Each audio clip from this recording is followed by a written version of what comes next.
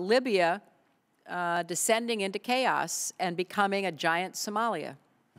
It's right now not something that we see in the offing, but many of the al-Qaeda activists in Afghanistan and later in Iraq came from Libya.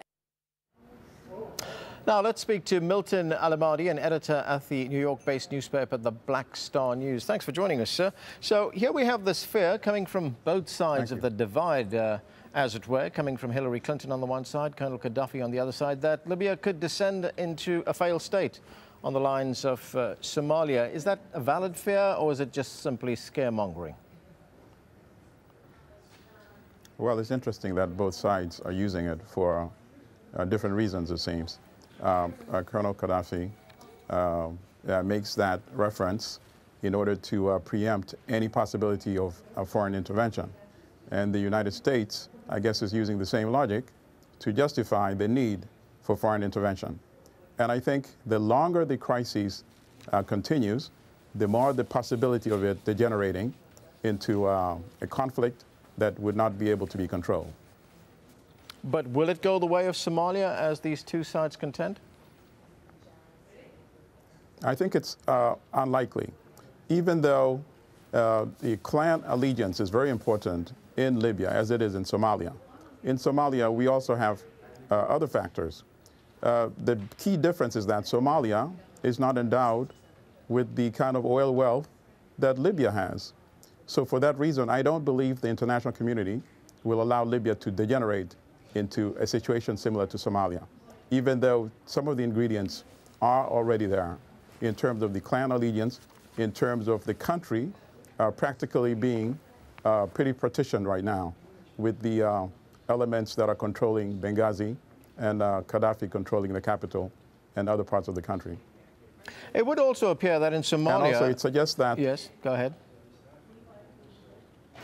Now, I was going to say that this also, I think, explains part of the hesitance on some of the Western countries in terms of having a robust military intervention, including even the suggestion of having a no-fly zone.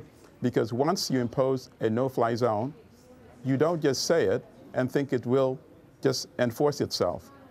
In case it needs to be enforced, it means that one of these countries that are calling for it would have to step forward and enforce it, meaning they would have to send some of their military assets and become involved. And that could lead to a situation that could then get escalated and just get out of hand. Okay, Mr. Alamadi, let's leave it there. Thanks for joining us. And the humanitarian crisis is worsening. The United Nations says as many as 180,000 people have fled Libya through its borders with Egypt and Tunisia. These were scenes on the Tunisian side of the border on Wednesday, where tens of thousands remain stranded. Most of them are Egyptians trying to get out. Some nations have already started airlifting refugees back to their home countries. The United Nations is carrying out most of the relief work. It says food and tents are its biggest priorities. Now, let's take a look at some of the other stories making headlines. At least 2 people have been killed in Yemen during clashes between security forces and protesters calling for reform. Thousands have also been demonstrating once again in the capital Sana'a and the northern city of Sada. Opposition parties have presented the president with a set of proposals they say form a roadmap to departure. President Saleh is said to be considering the plan. Bradley Manning, the soldier accused of leaking thousands of classified U.S. government documents, is facing more charges. The Army has filed an additional 22 counts against him, including aiding the enemy. Manning has already been accused of 12 other charges in connection with the material which was published on the WikiLeaks website. My colleague Shihab Ratanzi has been speaking to Professor John Shelburne from the Roger Williams School of Law in Rhode Island.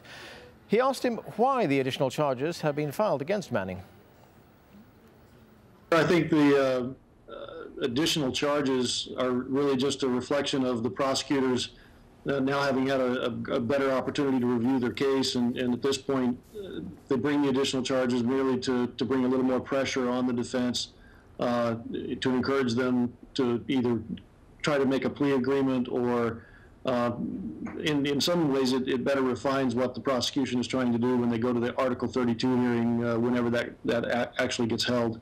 I don't know about the strength of the earlier charges, but one of the, I think, positions that any prosecution takes is before they actually bring the charge to a hearing to review the strength of those charges, they have the ability and the leeway to revise and change those charges up until the point where they're formally charged. I think the biggest change with that new charge under Article 104 is the need to be able to show either direct or indirect aid to the enemy, and to me that seems to be the biggest hurdle any prosecutor will have to face, to be able to actually show that link. The microfinancier Mohammed Yunus says he will fight the decision to sack him as head of the Grameen Bank. He was fired by Bangladesh's central bank on Wednesday. It says he violated the country's retirement laws. Nobel laureate Yunus denies the accusation and says he is seeking legal advice. 2 U.S. servicemen have been shot dead as their military coach arrived at Germany's Frankfurt airport. German authorities have arrested a 21-year-old Kosovan. 2 other Air Force personnel were injured. Nick Spicer reports. The attack took place inside a bus after a lone gunman got inside a vehicle carrying U.S. military personnel. He shot at several passengers just as it pulled into the terminal. 1 soldier and the bus driver were killed. I would like to express how upset I am. The German government will do everything to find out what happened. I would like to express my condolences to the American soldiers and their families and relatives. It's a terrible tragedy. Police have arrested a suspect. In a surprise appearance in the White House briefing room, the U.S. President Barack Obama was quick to respond, saying he's saddened and outraged by the attack. We will spare no effort in learning how this outrageous act took place and in working with German authorities to ensure that all of the perpetrators are brought to justice.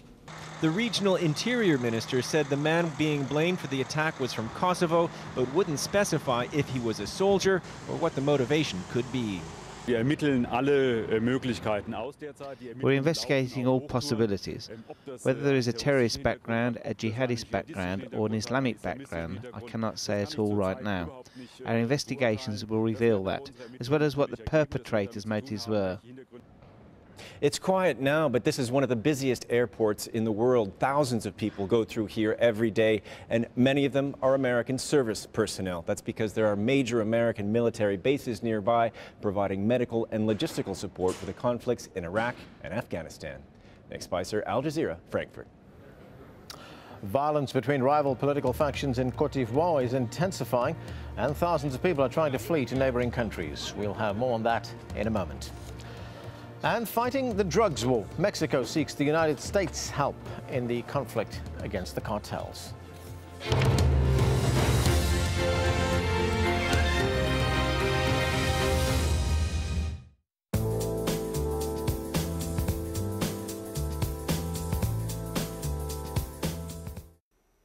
Hello again. For New Zealand, it's pretty wet at the moment and there's more rain still to come. On the satellite picture, you can see that recently it's been the North Island where we've seen some of the wettest of the weather. But as we head through the next couple of days, we're going to see the rain pep up and gradually push its